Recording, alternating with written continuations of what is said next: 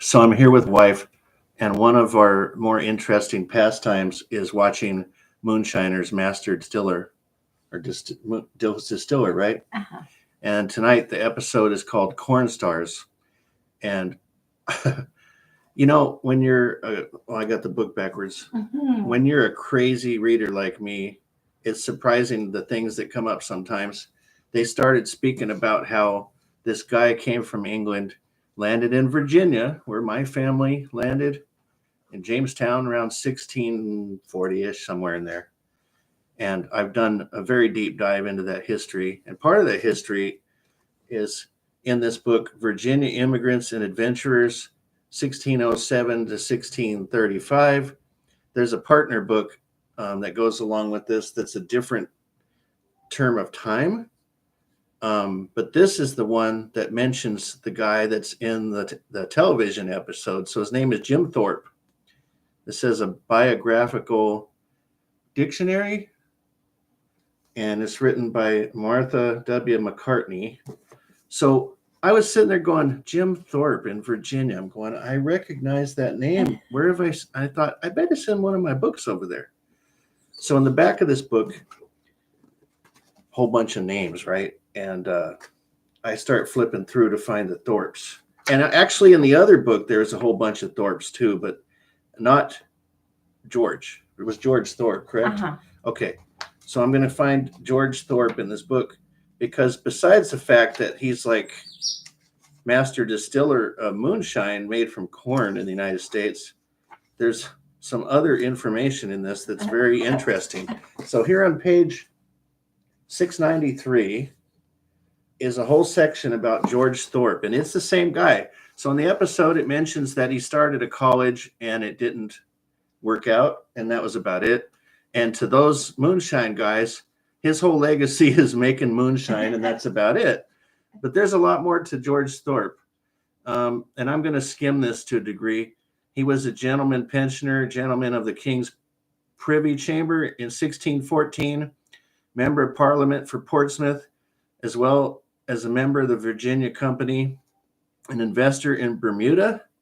Well, so in Bermuda, there was a lot of slavery going on and crops that were affiliated with the East India Company. And a lot of what was going on in Virginia was tobacco farming with slaves.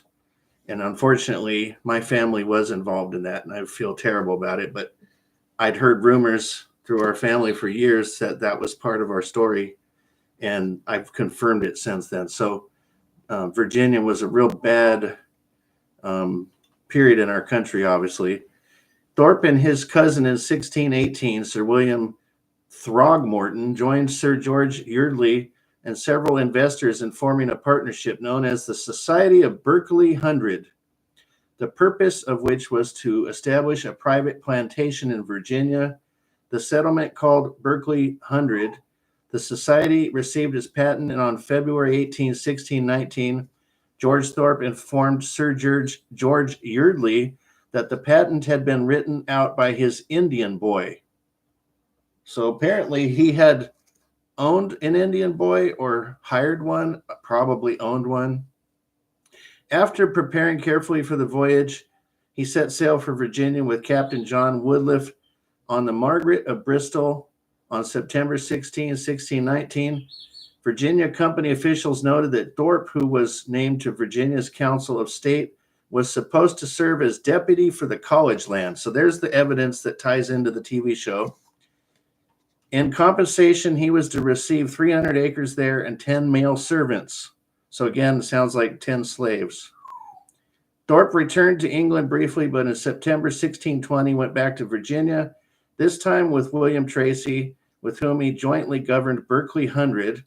Thorpe still was responsible for the servants at the college, and he did what he could to advance the Falling Creek Ironworks and other Virginia Company projects. He spoke optimistically about the colony's economic future, but as a deeply religious man. So here you go with America, deeply religious man, wants to start a college, and owns a bunch of slaves, more than likely, pretty much sounds like it. Right. And was a moonshiner. Amen. I know, isn't that kind of goofy? He felt that it was important to convert the Indians to Christianity. On June 22nd, 1621, George Thorpe informed company officials that he was going to visit the Indians' principal leader, Opechancanough. I'm probably not saying it right. Opechancanough, whom he hoped to convert. Contemporary accounts reveal that he went to great lengths in an effort to win the Indians' trust, and that he had an English-style house built for Opechancanough. However, between January and March of 1622, relations between the Indians and colonists deteriorated after an Indian, one of Opechancanoug's favorites, killed a settler and was slain in reprisal. On March 22, 1622, when the Indians attacked the settlements sparsely scattered along the James River, George Thorpe and 10 others were killed at Berkeley 100. So there goes the end of the college because of Native American attack. And I'm trying to... According to Captain John Smith, natives mutilated Thorpe's corpse. On January 9, 1624, the General Court ordered Sir George Yearley to see that Thorpe's estate was inventoried. That document, compiled by 3 of his neighbors, is the earliest known inventory of a Virginia colonist's estate. On August 14, 1634, a copy of the inventory was presented to officials in England in response to legal action undertaken by Thorpe's son, William. A tabulation of debts owed by the late George Thorpe reveals that he had many creditors, including Sir George Yearley, to whom he owed payment for having Opechancanoug's house built. So he builds the Indian guy a house, and they don't want to convert to Christianity. They attack and kill him and a whole bunch of other people, and there went the college. But hey, he was the moonshiner. A lot of stuff going on there.